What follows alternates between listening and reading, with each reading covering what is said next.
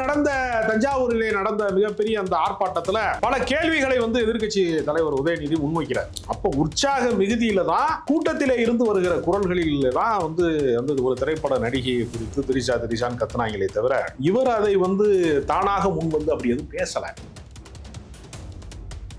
பிரச்சனையை தீர்ப்பதற்கு மூர்க்கமாக செயல்பட வேண்டியவர்கள் எதிர்க்கட்சியை வேட்டையாடுவதற்கு ரொம்ப தீவிரமாக வேலை செய்கிறார். நீங்க அனைத்து கட்சி கூட்டத்தை கூட்டினால் முதல்வர் தலைமையிலே தான் அனைத்து கட்சி கூட்டம் நடக்கிறது என்றால் அந்த பெருமை முதலமைச்சரை தான் சாரும். ஆனால் பத்திரிகையாளர்களை பார்ப்பதற்கு எப்படி அவர் அச்சப்படுவாரோ அதே அச்சம் தான் அனைத்து கட்சி கூட்டத்திலையும் அவருக்கு இருக்கும் என்ற சந்தேகம் இருக்கிறது. காங்கிரஸ் கட்சி, ஏடிஎம்கே எல்லா கட்சியில இருக்கிறவருமே ஆபாச அலையடிக்கிற பேச்சுக்களை பேசுவது என்பது அது ஒரு உத்தி. எப்படி கோவில் திருவிழாக்கள்ல நாடகம் நடத்துகிற போது பப்சன் இரட்டை அர்த்தத்திலே பேசுவதை ஒரு காமெடிக்காக ரசிப்பார்களோ அப்படிதான் ரசிக்கக்கூடிய மனோபாவத்துல தான் இருந்தாங்க. குளிர்பானத்துல மயக்க மருந்தை கலந்து கொடுத்து பாலியல் அத்துமீறல் பண்ணவங்க எல்லாம் தாவேக்காரங்க அதையெல்லாம் பாதுகாப்பதற்கு ஸ்ரீவைகுண்ட எம்எல்ஏ தான் அதுக்கு பாதுகாத்தாரு. அவர் மேல வழக்கு போடணும், அந்த பின்னணியில் அவர் தான் இருக்கிறாருங்கிறதெல்லாம் புகார் சொன்ன பின்பும் அப்படிப்பட்டவர்கள் மேல எல்லாம் எந்த நடவடிக்கையுமே இல்லை. ஆபாசமாக பேசியது ஒரு குற்றம் என்றால் ஆபாசமாக நடந்து கொண்டிருக்கிறவன் அத்துமீறுகிறவன் பாலியல் ரீதியான அத்துமீறலில் ஈடுபடுறவன்லாம் சொந்த கட்சிக்காரனாவே இருக்கான். திமுகவுக்கு எப்பவுமே இருக்கக்கூடிய ஒரு பெரிய பலம் என்னன்னா அவங்க எதிர்கட்சியா இருக்கும்போது ரொம்ப வேகமா செயல்படக்கூடியவர். ஆளுங்கட்சியா இருப்பதை விடவும் திமுக எதிர்கட்சியா இருக்கும்போது அது ஒரு பெரிய புரட்சிகர இயக்கம் போல தீவிரமா செயல்படுவாங்க. ஓட்டு போட வந்தப்ப இளம் தலைவின்னு கத்திக்கிட்டு இருந்தாங்க. 44 வயசுல எப்படி இளம் தலைவியா இருக்காங்கிறதே ஒரு ஆச்சரியமான விஷயம் தான். மதுரைக்காரங்க பூரா போஸ்ட் ஓட்டிருக்காங்க, எங்கிட்ட இருந்து ஸ்டார்ட் பண்ணணும் அரசியல யாரா இருந்தாலும் அப்படிங்கிற அடிப்படையில அவங்க போஸ்ட் ஓட்டிருக்காங்க. உங்கள் சத்யாவில் இப்பொழுது ஆடி அதிரடி தள்ளுபடி. மெரிபா பன்னீர் soda, I trust Meriba. Aachi மசாலா, எந்த சமையலும் ருசி தேடும் ரகசியம் 20 ரூபாய்.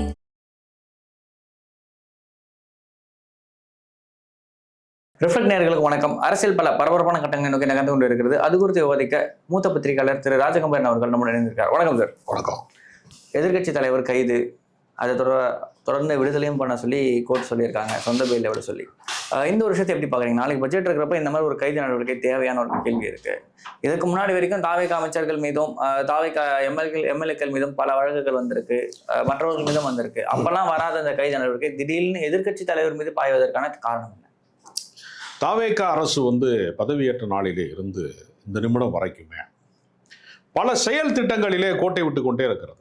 காவிரி நீர் பிரச்சனையில தமிழ்நாட்டினுடைய தஞ்சை அந்த காவிரி டெல்டா பகுதியினுடைய விவசாயிகள் பாதிக்கப்படாமல் இருப்பதற்கான சட்ட போராட்டத்தை நடத்துவதிலே, அனைத்து கட்சி கூட்டத்தை கூட்டுவதிலே எல்லாவற்றிலேயுமே அவர்களுடைய நடவடிக்கைகள் என்பது பெரிய பின்னடைவுக்குரியதாக இருக்கிறது. அப்ப பிரச்சனையை தீர்ப்பதற்கு மூர்க்கமாக செயல்பட வேண்டியவர்கள் எதிர்க்கட்சியை வேட்டையாடுவதற்கு ரொம்ப தீவிரமாக வேலை செய்கிறார்கள். நீங்க அனைத்து கட்சி கூட்டத்தை கூட்டினால் முதல்வர் தலைமையிலே தான் அனைத்து கட்சி கூட்டம் நடக்கிறது என்றால், ஏக மனதாக தீர்மானம் இயற்றுகிறார்கள் என்றால் அந்த பெருமை முதலமைச்சரை தான் சாரும். ஆனால் பத்திரிகையாளர்களை பார்ப்பதற்கு எப்படி அவர் அச்சப்படுவாரோ அதே அச்சம் தான் அனைத்து கட்சி கூட்டத்திலையும் அவருக்கு இருக்கும் என்ற சந்தேகம் இருக்கிறது. ஏன்னா ஒவ்வொரு தலைவர்களும் அந்த கடந்த கால வரலாற்றை சுட்டி காட்டி எப்படியெல்லாம் கடந்த காலத்திலே அதிமுக இதை கையாண்டது, திமுக கையாண்டது, பிபி சிங் காலத்திலே எப்படி நடுவர் மன்றம் அமைக்கப்பட்டது என்பதையெல்லாம் சொல்லுகிற போது அவருக்கு ஏற்படக்கூடிய பதட்டம், இதையெல்லாம் அவர் அறியாமல் இருக்கிறார். ஏன்னால் வரலாறு தெரியாத ஒரு தலைமுறையாக அரசியல் செய்ய வந்திருக்கிறார். அவர்களுக்கு கடந்த காலமும் தெரியாது, நிகழ்காலத்திலே என்ன நிர்வாகம் செய்ய வேண்டும் என்பதும் தெரியாது, எதிர்காலத்தை எதை நோக்கி நகரப்போகிறோம் என்பதும் தெரியாது. ரொம்ப கேவலம் போயிட்டு இருக்காங்க சார் அவங்க. அதனால அவர்கள் என்ன நினைக்கிறாங்கன்னா, ஒரு லாட்டரி சீட்ல பரிசு விழுந்தது மாதிரி ஒரு பதவியை பார்த்திருக்கிறார்களே தவிர அவர்கள் படிநிலை வளர்ச்சியிலிருந்து வராதவர்கள் என்பதனால அவர்களுக்கு எதை பார்த்தாலுமே ஒரு பதட்டம் இருக்கிறது. இப்ப நீங்க புதிதாக ஒரு திட்டத்தை உருவாக்கி அந்த திட்டப்பணிகள் சரியாக செயல்படுகிறதா என்பதை பார்ப்பதற்கு முதலமைச்சர்கள் செல்வார்கள் என்று நம்ம கேள்விப்பட்டிருக்கோம். ஏற்கனவே சிறப்பாக இயங்கி கொண்டிருக்கிற இடங்களை போய் அவர் மேற்பார்வையிடுகிறார். 150 அடி உயரத்திலே போய் நின்று கொண்டு மெட்ரோவை பார்வையிட்டார். அவர் மெட்ரோல போயிருக்க மாட்டார், ஏன்னா அவர் சினிமா நடிகர். அவருக்கு சராசரி மனிதர்கள் வாழுகிற இடங்களில் எல்லாம் நடமாடக்கூடிய வாய்ப்பு என்பது ஒரு ஸ்டார் அந்தஸ்தில் இருக்கக்கூடிய நடிகர்களுக்கு கிடைக்காது. நீங்களும் நானும் மெரினா பீச்சில் போய் சாயங்காலம் காத்தாட போய் கொஞ்சம் நேரம் உட்காந்துட்டு வரலாம். ரஜினிகாந்த் போய் உட்கார முடியாது, கமலஹாசன் போய் உட்கார முடியாது, கூட்டம் கூடிரும். அப்படி மெரினால உட்கார்ந்தவங்களால தான் இன்னைக்கு வந்து பார்த்தீங்கன்னா தமிழ்நாடு இந்த நிலைமையில இருக்கு. அண்ணாவும் கலைஞரும் திமுகவும் ஆரம்ப கட்ட காலத்துல மெரினாவில இருந்து தான் தொடங்கினது அந்த கடற்கரை ஓரங்கள்ல. இல்ல, கடந்த காலங்களிலே காவிரி நீர் பிரச்சனைக்கு வந்து கர்நாடகம் வந்து தண்ணீர் தர வேண்டும் என்பதற்காக ஜெயலலிதா உண்ணாவிரதம் இருந்திருக்கிறாங்க. ஒவ்வொருத்தரும் ஒரு உத்தியை கையாண்டிருக்கிறாங்க. நீங்க நடுவர் மன்றம் அமைப்பதற்கு கலைஞர் மெனக்கெட்டு இருக்கிறார். பல முறை பேச்சுவார்த்தையெல்லாம் நடத்தி அது பின்னடைவுக்குரியதாக மாறி இருக்கிறார். இந்திரா காந்தி காலத்திலேயே கலைஞர் பேச்சுவார்த்தைக்கு போனாரு. அதனாலேயே சட்ட போராட்டம் பின்னடைவுக்கு ஆளானது. அதனாலதான் பேச்சுவார்த்தையை தவிர்க்க வேண்டும். கேஸ்லாம் வாபஸ்லாம் வாங்கியிருக்காங்க. ஆமா, அதெல்லாம் செஞ்சிருக்காங்க. அப்ப இவருக்கு இதெல்லாம் தெரியாததுனால இவர் என்ன செய்யறாருன்னா, தன்னிடம் இருக்கக்கூடிய அறியாமையை வந்து சரி செய்து கொள்வதற்கு ஒரு அறிவுசார் குழுவை வந்து அவர் அமைக்கணும். ஒரு திங்க் டேங்க் அவரை சுற்றி இயங்கி கொண்டே இருக்கணும். அவர் அதுக்கு பதிலாக என்ன செய்யறாருன்னா, சினிமா மேனேஜரை வந்து தனக்கான ஒரு செக்ரட்டரியா வச்சுக்கிறது, அவர் படத்துக்கு வந்து யார் ப்ரொடியூசராக இருக்கிறவர் வந்து டெல்லி சிறப்பு பிரதிநிதியாக வச்சுக்கிறது என்று அவர் இன்னும் சினிமா கம்பெனியாகவே இருக்கிறார். அப்போ நேற்று நடந்த தஞ்சாவூரிலே நடந்த மிகப்பெரிய அந்த ஆர்ப்பாட்டத்தில் பல கேள்விகளை வந்து எதிர்க்கட்சி தலைவர் உதயநிதி முன்வைக்கிறார். அப்போ உற்சாக மிகுதியில தான் கூட்டத்திலே இருந்து வருகிற குரல்களில் தான் வந்து அந்த ஒரு திரைப்பட நடிகையை குறித்து திரிசான்னு கத்துனாங்களே தவிர இவர் அதை வந்து தானாக முன் வந்து அப்படி எதுவும் பேசலை. அதுக்கு அவர் கமெண்ட் அடிக்க போய் தான் அந்த இரட்டை அர்த்தத்தில் பேசிட்டாருன்னு அதை கோர்த்துட்டாங்க. அவர் வந்து அப்படி சொல்லலை அப்படின்னு அங்கேயே சொல்றாரு. காவிரியிலே தண்ணீர் வரணும் அப்படின்னு தான் பேசிட்டு இருக்கிறார். இவன் இடையில திரிசான்ன உடனே அது டபுள் மீனிங்கா ரெண்டையும் சேர்த்து மேட்ச் பண்ணி டபுள் மீனிங்கா வந்து அது மாறிடுச்சு. அதை வந்து தவிர்த்திருக்கணும். உதயநிதி வந்து அந்த சூழலை வந்து தவிர்த்திருக்கணும். அவர் யதார்த்தமாக அவர் கமெண்ட் பண்ண போய் அது ரெண்டும் கோர்த்து அவங்க எடிட் பண்ணி அழகா வந்து எல்லா இடத்துலையும் அவர் உள்நோக்கத்தோடு பேசியதாக ஒரு அர்த்தத்தை கற்பித்து விட்டார். முன்பெல்லாம் வந்து அரசியல் மேடைகள் என்பது ஆபாசத்தினுடைய கலை களஞ்சிய மாதிரியே தான் இருக்கும். தீப்பொறி ஆறுமுகம், வெற்றி கொண்டான்ல இருந்து பல பெரிய பேச்சாளர்கள் எல்லா கட்சியிலுமே, நான் சொல்றது வந்து காங்கிரஸ் கட்சி, ஏடிஎம்கே எல்லா கட்சியில இருக்கிறவனுமே ஆபாச அலையடிக்கிற பேச்சுக்களை பேசுவது என்பது அது ஒரு உத்தி. என்ன காரணம்னா, இப்பதான் இந்த 10 மணியோட பொதுக்கூட்டத்தை முடிக்கிற வழக்கம் வந்து தேர்தல் கமிஷன் வழியாக அது நடைமுறைக்கு வந்திருக்கிறது. முன்பெல்லாம் பொதுக்கூட்டத்தினுடைய சிறப்புரையே 10 மணிக்கு மேலதான் தொடங்கும். அப்ப அந்த கூட்டத்தை தக்க வைப்பதற்கு எப்படி வந்து கோவில் திருவிழாக்கள்ல நாடகம் நடத்துகிற போது பஃபன் வந்து இரட்டை அர்த்தத்தில் பேசுவதை ஒரு காமெடிக்காக ரசிப்பார்களோ அப்படிதான் வந்து ரசிக்கக்கூடிய மனோபாவத்தில் தான் இருந்தாங்க. ஆனால் அன்றைக்கு ஒளிப்பதிவு செய்வதற்கோ அதை ரெக்கார்ட் பண்ணி வச்சுக்கிறதுக்கான வாய்ப்பு இல்லாத காலமாக இருந்ததுனால அந்த பேச்சாளர்களுடைய அந்த ரசனை என்பது வெறும் பெண்கள் கூட மாட்டாங்க. அது ஒரு முக்கியமான காரணம். அதனால அது வந்து அன்றைய காலகட்டத்தில் அது ஒரு கொண்டாட்டமாக கருதப்பட்டது. இன்றைக்கு எல்லாமே பதிவு செய்யப்படுகிறது, எல்லாமே கண்காணிக்கப்படுகிறது. அப்படி இருக்கும்போது மிக கவனமாக சொற்களை கையாள வேண்டும். ஆனால் இதில் என்ன வேடிக்கைன்னா, குளிர்பானத்தில் வந்து மயக்க மருந்தை கலந்து கொடுத்து பாலியல் அத்துமீறல் பண்ணவங்களெல்லாம் தாவேக்காக்காரங்க அதையெல்லாம் பாதுகாப்பதற்கு ஸ்ரீவைகுண்ட எம்எல்ஏ தான் அதுக்கு வந்து பாதுகாத்தாரு, அவர் மேலே வழக்கு போடணும், அந்த பின்னணியில் அவர் தான் இருக்கிறாருங்கிறதெல்லாம் புகார் சொன்னது பின்பும் அப்படிப்பட்டவர்கள் மேலெல்லாம் எந்த நடவடிக்கையுமே இல்லை. இப்போ ஆபாசமாக பேசியது ஒரு குற்றம் என்றால், ஆபாசமாக நடந்து கொண்டிருக்கிறவன், அதை வந்து அத்துமீறுகிறவன், பாலியல் ரீதியான அத்துமீறலில் ஈடுபடுறவன்லாம் சொந்த கட்சிக்காரனாகவே இருக்கான். இப்போ செங்கல்பட்டு குடும்ப நல நீதிமன்றத்தில் விவகாரத்து கோரி அவருடைய துணைவி வந்து போட்ட அந்த காலகட்டத்தில், இவர் மீது புகார் சொன்ன அந்த காலகட்டத்தில் சோசியல் மீடியா முழுக்க வந்து எவ்வளவு கீழ்த்தரமாக எழுத வேண்டுமோ அவ்வளவு ஆபாசமான கொக்கரிப்போட தான் வந்து சங்கீதா குறித்து அவருடைய மனைவி குறித்து எழுதுனாங்க. அது டிவிகே காரனே எழுதினாங்க. தாவேக்காரன் திமுக காரனோட சங்கீதா அவர்களை தொடர்பு படுத்தி எழுதிருந்தாங்க கச்சக்கடத்தை. ஆமா, மிக ஆபாசமான விதத்துல எழுதுனாங்க. அதையெல்லாம் கண்டிக்கவே இல்லை. திடீர்னு என்று அவர்களுக்கு வந்து ஞான உதயம் வருதான்னு கேட்டா, இந்த பிரச்சனையை திசை திருப்புவதற்கு காவிரியில தண்ணீர் தராது, அது வந்து அங்கு வந்து கனமழை பெய்து அணைகள் நிரம்பி வேற வழி இல்லாம அவங்க வந்து அது விவசாயத்திற்கான பாசனம், அதற்கான காலகட்டமே முடிஞ்சிருச்சு, விதைப்பதற்கான காலம் அதெல்லாம் முடிஞ்சிருச்சு, மொத்தமாவே அழிஞ்சு போச்சு. அப்ப ஏறத்தாழ 1,00,000 ஏக்கர் பயிர்கள் வந்து கருகி கிடக்கிறது, விவசாயத்திற்கு தண்ணீர் இல்லாமல் வந்து வாழ்வாதாரம் வந்து மிக மோசமான நிலையில இருக்கிறது என்பது குறித்து பேச வேண்டிய இந்த நேரத்துல ஒரு திரைப்பட நடிகை குறித்து பேசுகிற உரையாடலாக இது மாறுதுல. இது திசை திருப்புகிற வேலைதான். இதை பேசுவதன் மூலமாக ஏதாவது உள்நோக்கம் வந்து உதயநிதிக்கு இருப்பது மாதிரி தெரியல. ஆனா காலையில 8 மணிக்கு தஞ்சாவூர்ல புகார் கொடுக்குறாங்க, 9 மணிக்கு நீலாங்கரையில ஒரு பெரும் படையோட போலீஸ் போய் கைது செய்யுது அப்படிங்கிறது இருக்குல்ல, அதுவும் கோர்ட்டு வந்து கொஞ்சம் காலக்கெடுலாம் விதிக்கும் போது கூட அதையெல்லாம் மீறி வந்து அவர் அரெஸ்ட் பண்ணி தஞ்சாவூருக்கே அவர் அலக்கழிக்கணுங்கிறதுக்காக வண்டியில் ஏற்றி கூட்டு போகிறது மூலமாக ஒரு அச்சுறுத்தல். நாங்கள் உதயநிதியவே அரெஸ்ட் பண்ணிட்டோம், நீங்கள் எல்லாம் ஏமாத்துறோம், நீங்கள் வந்து இந்த அரசுக்கு எதிராக கருத்து சொல்கிறவங்களெல்லாம் நாங்கள் என்ன மாதிரி வந்து கையாளுவோம் அப்படின்னு ஒரு 10 நாளைக்கு முன்னாடி மாற்றுத்திறனாளி ஒருத்தர், திமுக சேர்ந்த மாற்றுத்திறனாளி ஒருத்தர் இதே மாதிரி தான் வந்து அரெஸ்ட் பண்ணிருந்துச்சு போலீஸ். அதுக்கு முன்னாடி அந்த அன்பானந்தம்னு சொல்லிட்டு திமுக சேர்ந்த ஒரு நபரை அரெஸ்ட் பண்ணியிருந்தாங்க. இந்த இந்த அரசுலாம் பார்க்குறப்ப பார்த்தீங்கன்னா பழிவாங்கும் நடவடிக்கை மாதிரி இருக்குன்னு சொல்லிட்டு வந்து ஒரு பக்கம் குறை சொல்லியிருக்காங்க. சண்முகம் அவர்கள் என்ன சொல்றாருன்னா, இந்த நடவடிக்கை ஏன் நீங்க வந்து ஸ்ரீவைகுண்டம் எம்எல்ஏ மேலே எடுக்கல அப்படின்னு ஒரு கேள்வி வச்சிருக்காரு. ஆனா வைகோவும் திரும்ப சொன்ன ஸ்டேட்மெண்ட், வைகோ சொன்ன ஸ்டேட்மெண்ட் 100% சரி, பாராட்டேன் அப்படின்னு சொல்லிட்டு ஒரு ஸ்டேட்மெண்ட் சொல்லியிருக்காரு. இல்லை, வைகோ வந்து தன்னை நம்ப வைப்பதற்கு படாத பாடுபட்டு கொண்டிருக்கிறார். அவருடைய புத்தக வெளியீட்டு விழாவை கூட அவர் தவிர்ப்பதை கூட நானே வேணான்னு சொல்லிட்டேங்கிற அளவுக்கு போறாரு. கூட்டம் சேர்ந்துடும், அதனால கூட்டம் சேருங்கிறாரு. அப்ப அவருடைய எல்லா நடவடிக்கையுமே என்ன ஆயிருக்குன்னா, அவர் உண்மையிலேயே மதிமுக தலைவரா இல்ல விஜய் ரசிகர் மன்றத்தினுடைய முன்னாள் தலைவர் புஷியானதுக்கு முன்னாடிலாம் சில பேர் தலைவர்களாக இருந்திருக்காங்க, அந்த மாதிரி கேரக்டர் அவருங்கிற மாதிரி ரொம்ப தன்னுடைய தரத்திலே இருந்து தாழ்ந்து அவர் போய் கொண்டிருக்கிறார். இல்லை அவருடைய தரமே அதுதானா என்று கேட்கக்கூடிய அளவுக்கு அவர் நடந்துக்கிறார். அப்படி அவசியம் இல்லை. நீங்க ஒரு ஆட்சியை ஆதரிப்பது, ஒரு கட்சியோடு நீங்கள் உடன்பாடு வைத்துக் கொள்வது என்பது ஒரு கருத்தியல் சார்ந்தது, கொள்கை சார்ந்தது, அவர்கள் நடவடிக்கை சார்ந்து இருந்தால் போதுமானது. கம்யூனிஸ்டுகள் அப்படி தான் அணுகிறாங்க. நல்லக்கண்ணு சிலை திறப்பு விழாவுக்கு வந்து உதயநிதியை அழைத்தால் இவர் கோபித்துக் கொள்வாரோ என்று கம்யூனிஸ்ட் கட்சி கவலைப்படலை. ஏன்னா அவங்க போய் அதிகாரத்தில் பங்கேற்கணும், எனக்கு சூட்கேஸ் கொடுங்க, எனக்கு சோபா கொடுங்கன்னு கேட்க வேண்டிய இடத்துல அவங்க இல்லை. அப்போ அவங்க என்னன்னா, ஒரு நிலைப்பாடு, ஒரு மக்களால் தேர்ந்தெடுக்கப்பட்ட அரசாங்கம் வந்து எடுத்த எடுப்பிலேயே வந்து குடியரசுத் தலைவர் ஆட்சிக்கு போய்விடக்கூடாது என்பதற்காக அங்கே அந்த நிலைப்பாட்டோடு நின்றுக்கிறாங்க. விமர்சனம் செய்ய வேண்டிய இடத்துல நாங்கள் விமர்சிப்போம், குதிரை பேரத்தை கண்டிப்போம் அப்படின்னு அவங்க சொல்றாங்க. அப்படி ஒரு நிலைப்பாட்டை வைகோ எடுத்தாருன்னா அவருடைய கண்ணியம் பாதுகாக்கப்படும். அதுக்கு பதிலாக அவர் என்ன சொல்றாருன்னா, எல்லாமே வந்து நான் தான் அப்படிங்கிற மாதிரி அவர் வந்து விசுவாசத்தை காட்டுவதற்காக ஒரு முயற்சிகிறார். ஆனால் உதயநிதி கைது என்பது 2 விஷயங்களை நமக்கு புலப்படுது. ஒன்று, சர்வாதிகாரமாக வந்து எப்படி வந்து கடந்த காலங்களிலே ஜெயலலிதா 2001 காலகட்டத்தில் வந்து கலைஞர் கருணாநிதியினுடைய வீட்டுக்குள்ளே அத்துமீறி வந்து நள்ளிரவிலே போலீஸ் நுழைந்து ஒரு ஏறத்தாழ அதிகாலை பொழுதுன்னு நினைக்கிறேன், அந்த மாதிரி பொழுதுல நுழைந்து ஒரு 4 மணி வாக்கில் போய் அரெஸ்ட் பண்ணி பொழுது விடிகிறதுக்குள்ள அவரை வந்து கொண்டு வந்து அப்புறம் ஒரு நீதிபதி முன்னாடி நிறுத்தும் போது அவர் என்ன செஞ்சார், அவர் ஜாமீன் கொடுத்துட்டார். ஒரு மேம்பால ஊழல் வழக்கு என்று ஒரு வழக்கை வந்து தொடுத்தாங்க 2001.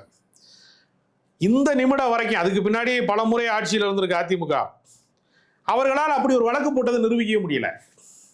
எவ்வளவு பெரிய கொடுமை பாருங்க. ஒரு வயதான ஒரு கலைஞர், ஒரு முதியவர், மூத்த தலைவர், அவரை வந்து அத்துமீறி அரெஸ்ட் பண்றதுல அவரை வந்து அவரை அடிச்சு இழுத்துட்டு போறது மாதிரியான ஒரு சூழலை உருவாக்குனதுல அவங்க மகிழ்ச்சி அடைஞ்சாங்க. அந்த அற்ப சந்தோஷம் என்பது ஜாமீன்ல வந்து அது வந்து ஒரு நீதிபதி வந்து உடனடியாக அவருக்கு வந்து ஜாமீன் கொடுத்தார். இப்போ கிட்டத்தட்ட அதே மாதிரியான ஒரு அச்சுறுத்தக்கூடிய போக்கு தான் வந்து இந்த முறையும் அவங்க செய்கிறாங்களோ அப்படிங்கிற சந்தேகம் நமக்கு வருது. ஏன்னா திரிஷாவுக்காக கைது செஞ்சாருன்னு ஒரு வேளை சொன்னால் அதுக்கு முதல் நாளே மதுரைக்காரங்க பூராமே போஸ்ட் ஒட்டியிருக்காங்க, திரிஷா அரசியலுக்கு வர வேண்டும் அப்படின்னு போஸ்ட் ஒட்டியிருக்காங்க. அது உண்மையிலேயே கட்சிக்காரன் தலைவின்னு கத்திட்டு ஓட்டு போட வந்தப்ப இளம் தலைவின்னு கத்திக்கிட்டு இருந்தாங்க. 44 வயசுல எப்படி இளம் தலைவியா இருக்காங்கிறதே ஒரு ஆச்சரியமான விஷயம் தான். ஏன்னா அரசியலுக்கு வந்து 40 வயதை இளமையாக தான் சொல்லுவாங்க எப்போவுமே. இளம் தலைவர் அப்படின்னு சொல்லுவாங்க 40 வயசு 45 வயசு ஆள. 60 வயசு ஆகும் இன்னும். ஆமாம், பல பேர் மாணவர் அணியில் இருக்காங்க 60 வயசுக்காரங்க, இப்போ 50 வயசுக்காரங்க பல பேர் வந்து இளைஞர் அணியில் இருக்காங்க. அதனால 44 வயது வந்து பெரிய வயது இல்லை அப்படின்னு நினைச்சாங்களா என்னன்னு தெரியல. மதுரைக்காரங்க பூரா போஸ்ட் ஒட்டியிருக்காங்க, எங்கிட்ட இருந்து ஸ்டார்ட் பண்ணணும் அரசியலை யாராக இருந்தாலும் அப்படிங்கிற அடிப்படையில் அவங்க போஸ்ட் ஒட்டியிருக்காங்க. அப்போ அது உண்மையிலேயே கட்சி ரசிகர் மன்றத்திலேருந்து ஒட்டினாங்களா, தாவேகாலேருந்து ஒட்டினாங்களா, இல்லை தாவேகா சொல்லி வந்து ஒட்டப்பட்டதான்னு பல சந்தேகமாக இருக்கு. கொஞ்சம் கொஞ்சமாக வந்து ஜனங்க கிட்ட ஸ்க்ரூ பண்ணுறாங்களா ஒரு கேள்வி இருக்குல்ல, கொஞ்சம் கொஞ்சமாக இப்படி இல்லை அதை நார்மலைஸ் பண்ணுறாங்களாங்கிற ஒரு சந்தேகம் இருக்கு. ஏன்னா நீங்க யோசிச்சு பாருங்க, சங்கீதா குறித்து அவதூறு பேசுகிற போது கண்டு காணாமல் இருக்கிறது, திரிஷா பத்தி ஏதாவது ஒன்று வரும்போது கூட்டத்தில் கும்பலில் ஒரு கூச்சல் போட்டாங்கிறத அதுக்கு இவர் ரிப்ளை பண்ண போய் அது ஆபாச உரையாடல்னு வழக்கு போடுறாங்க. அப்போ நாட்டினுடைய ஜீவாதார பிரச்சனைகள், அடிப்படை பிரச்சனைகளை குறித்து விவாதிக்க வேண்டியவர்கள் இன்னைக்கு ஒரு திரைப்பட நடிகை குறித்து விவாதிக்க வேண்டிய ஒரு இடத்துல தள்ளி விடுறாங்கன்னா, நாளை மறுநாள் வந்து வேளாண் பட்ஜெட் வேற இருக்கு, அப்ப இந்த காலகட்டத்துக்குள்ள அவரை கைது செய்வதன் மூலமாக, வழக்கில் போட்டு முடக்குவதன் மூலமாக அவர் வந்து எதிர்கேள்வி கேட்க விடாம பண்ணிடலான்ட்டு அவங்க நினைச்சாங்களான்னு தெரியல. ஏன்னா நீங்க கேட்கறேன் அந்த மீட்டிங்ல சொல்லியிருந்தார், அந்த ப்ரொடெஸ்ட்ல என்ன சொன்னார்னா, இங்கிருந்து கர்நாடகா சிஎம் போய் பார்க்க ட்ரை பண்றீங்க, போராடுறீங்க விவசாயிகள் ஏன் நீங்க பார்க்கல அப்படின்ற ஒரு கேள்வியை வைக்கிறாரு. வந்து உங்களை சட்டசபையில பார்த்துக்கிற அப்படின்ற ஒரு ஸ்டேட்மெண்ட்டையும் அவர் சொல்றாரு. அப்ப அவர் யாரை சந்திக்கிறார்? முதலமைச்சர் ஆனதுக்கு பின்பு அவர் யாரையெல்லாம் சந்திக்கிறார்னு பார்த்தா ரொம்ப வித்தியாசமாக இருக்கிறது. பட தயாரிப்பாளர்கள், அவர் கூட நடித்த நடிகைகள், அவங்க திருமணமான அவங்க குடும்பத்தினர், பழைய டைரக்டருங்க, மியூசிக் பண்ணவங்க என்று திரைப்பட கலைஞர்களை சந்திக்கிறாரே தவிர நிர்வாக ரீதியாக அவர் யாரை சந்திக்கிறார்? தமிழ்நாட்டினுடைய அடுத்த பணியை பாருங்க. மருத்துவ மேற்படிப்பில் 151 இடங்கள் வந்து பறிபோய் இருக்கிறது.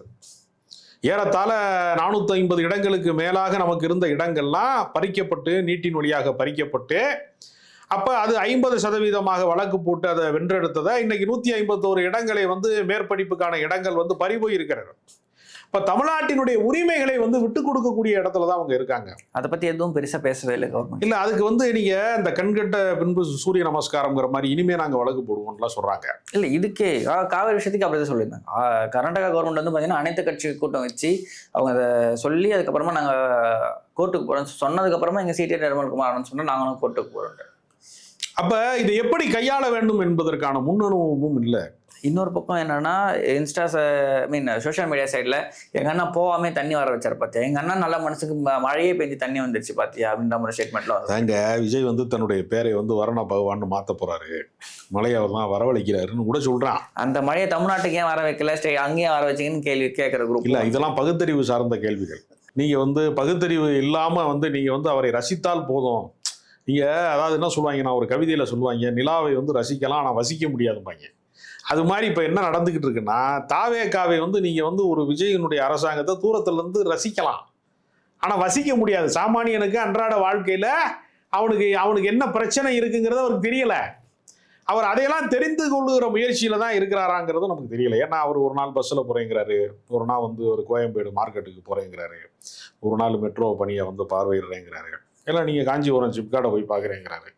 இதில் வேடிக்கை என்னன்னா, இப்போ அவர் பார்வையிட்ட அத்தனை இடங்களுமே திமுக காரங்க உருவாக்கின இடம், அவர்கள் உருவாக்கிய கட்டமைப்பு. அப்போ அதை தாண்டி செயல்பாட்டிலே தன்னை நிரூபிப்பதற்கு முயற்சி செய்வதற்கு பதிலாக எதிர்க்கட்சிகளை வந்து வேட்டையாடுவது, சட்டமன்ற உறுப்பினர்களை கைது செய்வது, எங்கு போனாலும் வந்து இது மாதிரி வேலைகளே திரும்ப திரும்ப நீங்கள் அனிதா ராதாகிருஷ்ணன் கைது, அப்புறம் மார்க்கண்டேயனுடைய கைது, வரிசையாக நீங்கள் பார்த்தீங்கன்னா இப்போ உதயநிதி வரைக்கும் வந்துருச்சு. இப்போ இது மூலமாலாம் வந்து திமுக வந்து ஓய்ந்து விடுமா அப்படின்னு ஒரு கேள்வி இருக்குல்ல. திமுகவுக்கு எப்பவுமே இருக்கக்கூடிய ஒரு பெரிய பலம் என்னன்னா, அவங்க எதிர்கட்சியா இருக்கும்போது ரொம்ப வேகமாக செயல்படக்கூடியவர்கள். ஆளுங்கட்சியா இருப்பதை விடவும் திமுக எதிர்கட்சியா இருக்கும்போது அது ஒரு பெரிய புரட்சிகர இயக்கம் போல தீவிரமாக செயல்படுவாங்க.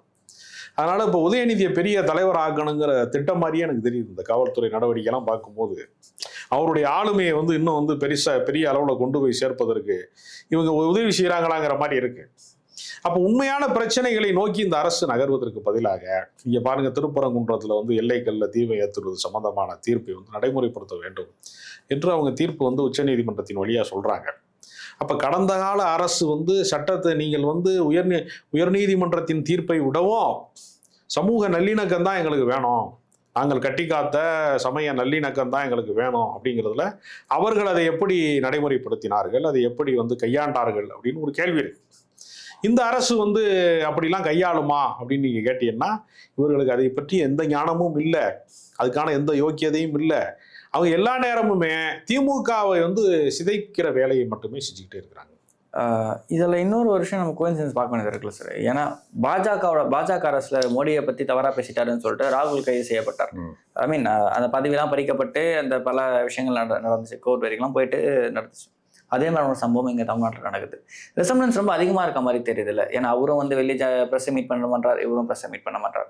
அவரும் மக்கள் பிரச்சனை எதுவும் முக்கியமான விஷயம் பேச மாட்டார், இவரும் முக்கியமான விஷயம் பேச மாட்டார். அது மாதிரி பல ரெசம்பன்ஸ் அதிகமாக இருக்கிற மாதிரி இருக்குல்ல. இல்லை, ஏறத்தாழ வந்து தாவேக ஆட்சி என்பது ஒரு பாஜக ஆட்சியை போலவே நடக்கிறது என்கிற விமர்சனம் இருக்கு. நீங்க உதாரணத்துக்கு சொல்ல போனா ஊழல் ஒழிப்பத்தான் அவங்க முதன்மையா பேசுவாங்க. அவங்களுக்கு மதவெறி இருக்க வேண்டிய இடத்துல இவங்களுக்கு ரஷ்ய வெறி அப்படிங்கிறது வச்சிருக்காங்க.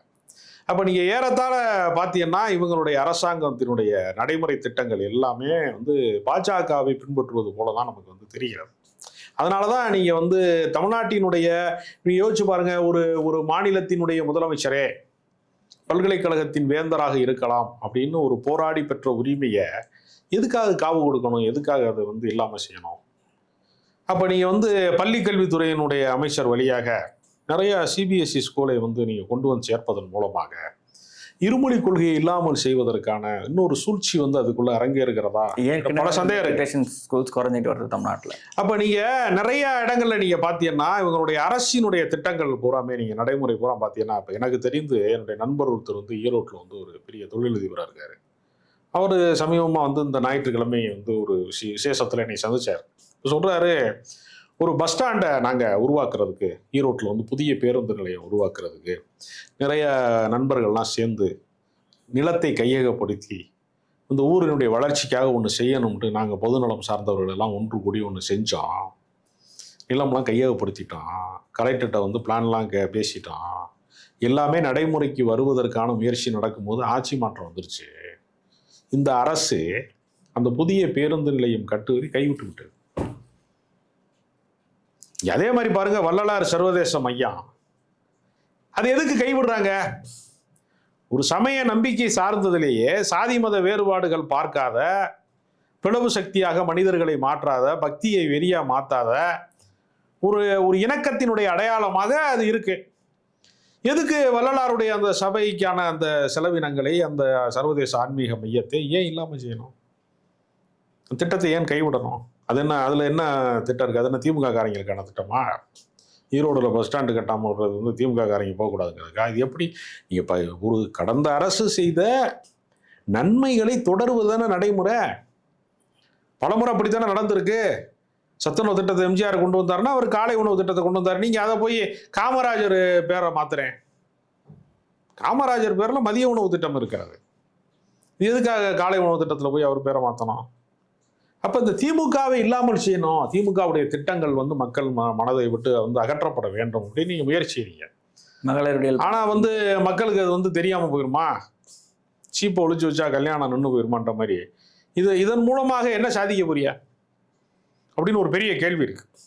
இப்போ நீ அதிகபட்சம் உங்களால் என்ன சொல்ல முடியுது? நாங்கள் ஊழலை ஒழிக்க போகிறோங்கிறீங்க. ஆனால் அரசு வழக்கறிஞர்கள் நியமனத்தில் முறைகேடு நடந்தது அம்பலப்படுகிறது.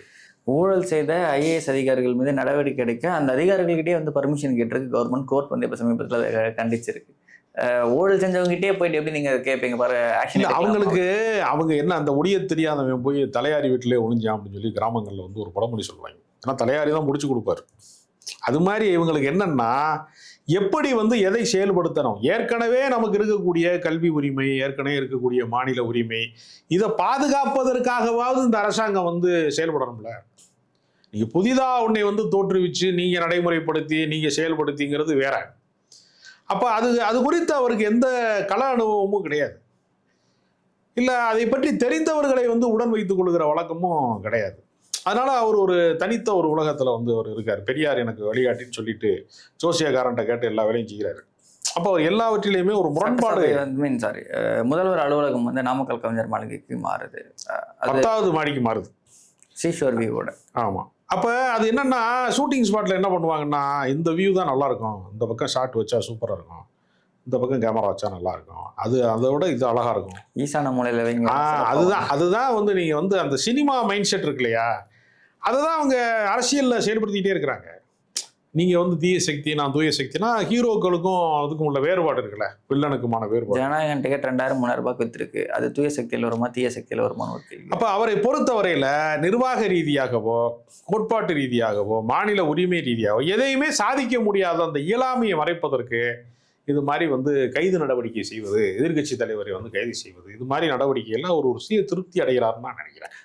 அப்படி இல்லைன்னா இந்த பட்ஜெட்ல பெருசா திட்டங்கள் இவங்க கொண்டு வர மாதிரியான விஷயங்கள் வந்து தெரியல. ஏன் அப்படின்னா 2500 ரூபாய் கொடுக்குறேன்னு சொல்லியிருந்தாரு, 6 சிலிண்டர் கொடுக்குறேன்னு சொல்லியிருந்தாரு, ஸ்கூலுக்கு போற பிள்ளைங்க இருக்கிற வீட்டுக்கு 15000 ரூபாய் கொடுக்குறேன்னு சொல்லியிருந்தாரு, நெசவாளர்கள் மீனவர்கள் சொல்லிட்டு பல பேருக்கு பல ஸ்கீம் சொல்லியிருந்தாரு. வேலையற்ற இளைஞர்களுக்கு வந்து பாத்தீங்கன்னா 4000 ரூபாய் வந்து தரேன் அப்படின்ற விஷயம்லாம் சொல்லியிருந்தாரு. இதெல்லாம் இவர் அனௌன்ஸ் பண்ணாம மடைமாற்றம் செய்வதற்கு இந்த மாதிரியான விஷயங்களை கொண்டு வராரா அப்படின்னு கேள்வி. இல்ல, அவங்க ஆட்சிக்கு வருவோம் என்பதை நம்பாம தான் அதிகப்படியா அப்படி சொன்னது. வேலையற்ற இளைஞர்களுக்கு 4000 ரூபா கொடுப்போங்கிறது, வேலை தேடும் இளைஞர்களுக்கு 6 சிலிண்டர் கொடுக்கணும்னா, நீங்கள் மிகப்பெரிய போர் நடந்து எல்லாருமே வந்து உலகமே வந்து ரொம்ப ஆடி போய் இருக்கக்கூடிய டைமில் போய் யாராவது 6 சிலிண்டர் 2 தருவோம். மாசம் ஆகுது சார். ஒரு சிலிண்டருக்கே 2 மாசம் ஆகுது வர்றதுக்கு. ஆமாம். அப்போ வந்து ஏற்கனவே வணிக சிலிண்டருடைய விலையெல்லாம் வந்து மிக கடுமையாக உயர்ந்திருக்கிற இந்த நேரத்தில் நடைமுறைக்கு சாத்தியமற்ற விஷயங்களையே அவர் தொடர்ந்து பேசுவது அப்படிங்கிறது. அப்போ அவர் என்ன நினைக்கிறாருன்னா, இந்த எதிர்க்கட்சி மேலே குற்றச்சாட்டு சொல்வதன் வழியாகவே, இப்போ நீங்கள் மின்சாரத்துறை அமைச்சராக இருந்தால் என்ன செய்கிறாரு, ஒரு நாள் ஏன் கரண்ட் அடிக்கடி கட்டாதுன்னா பீஸை பிடிக்கிட்டு ஓடி போயிட்டாங்கன்னாரு. ஏன் கரண்ட் பில்லு திடீர்னு அதிகமாக வருது அப்படின்னு கேட்டால், வெயில் காலம் ரொம்ப ஏசியை போட்டாங்கிறாரு. எல்லாமே நீங்கள் பார்த்தா ஏன் வந்து மின் தடை இந்த அளவுக்கு இருக்குது அப்படின்னு கேட்டால், போதுமான பணியாளர்கள் இல்லைங்கிறாரு. அப்போ அதை நிவர்த்தி செய்ய வேண்டிய இடத்தில் இருக்கிறவர்கள் பழிசாட்டுவதன் வழியாக தப்பித்து விடலாம்னு நினைக்கிறாங்க. அது நடைமுறைக்கு எந்த அளவுக்கு வந்து சாத்தியப்படும் அப்படின்னு ஒரு கேள்வி இருக்கு. ஏன்னா மக்கள் வந்து ஒரு பெரிய எதிர்பார்ப்பில் ஒரு ஆட்சி மாற்றத்தை வந்து நிகழ்த்தி இருக்கிறாங்க. அப்படிங்கிறப்ப அந்த எதிர்பார்ப்பை வந்து பூர்த்தி செய்கிற இடத்துல அவங்க இருக்கிறாங்களா ஒரு கேள்வி இருக்கு. பூர்த்தி செய்ய முடியலைங்கிறது தான் கலை யதார்த்தம். ஓகே சார், இவ்வளோ நேரம் உங்களோட பண்ணால் என்ன தேங்காய் நன்றி சார். தேங்க்யூ. உங்கள் சத்யாவில் இப்பொழுது ஆடி அதிரடி தள்ளுபடி. மெரிபா பன்னீர் soda. I trust Meriba. Aachi மசாலா. எந்த சமையலும் ருசி தேடும் ரகசியம் 20 ரூபாய்.